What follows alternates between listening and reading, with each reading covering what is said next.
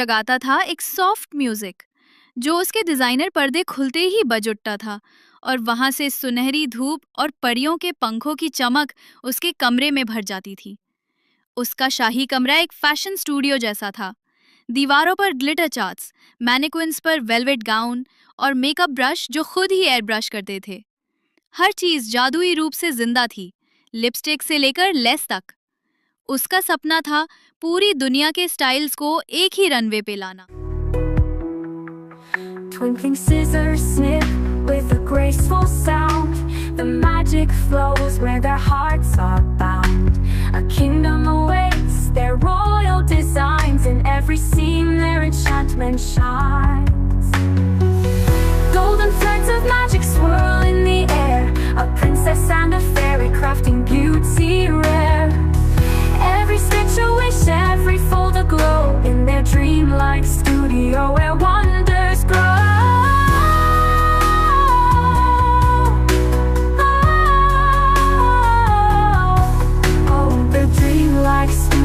Where wonders grow.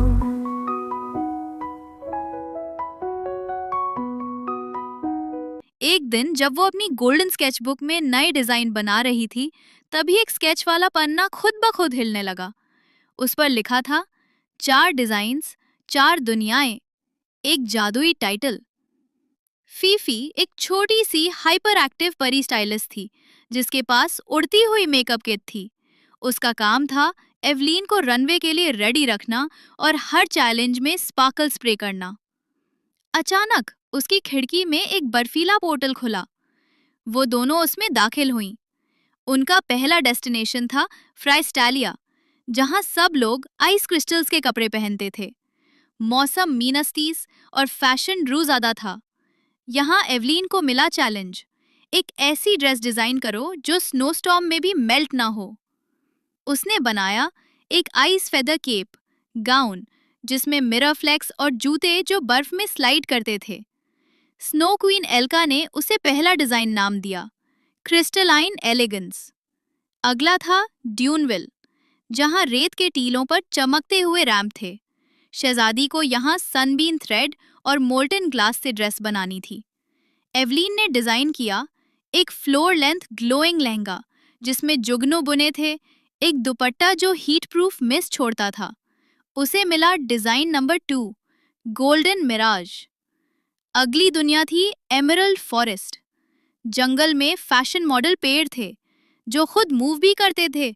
यहाँ challenge था प्राकृतिक फैब्रिक से ड्रेस डिजाइन करना जो जंगल के मूड के साथ सिंक हो। एवलीन ने बनाया एक फ्लोरल चोली जो हर रिदम पर नए फूल खिलाती है, जिसमें कमीलियन कलर चेंज इफेक्ट थी।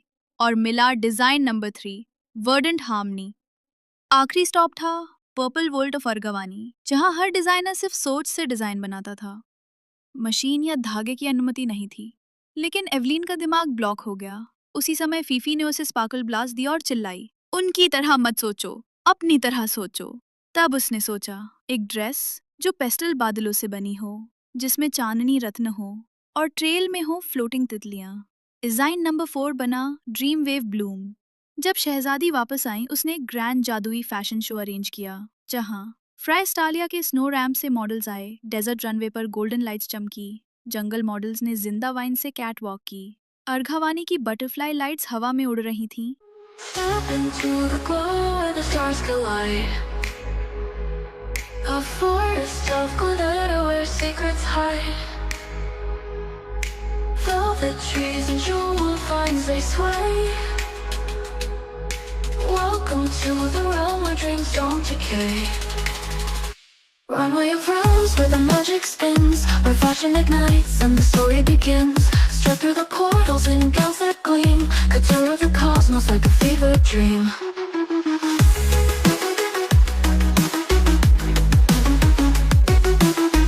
सभी मेहमान, जिनमें किंग्स, परियां, ड्रैगन्स और फैशन गोस्ट शामिल थे, खड़े होकर तालियां बजाने लगे।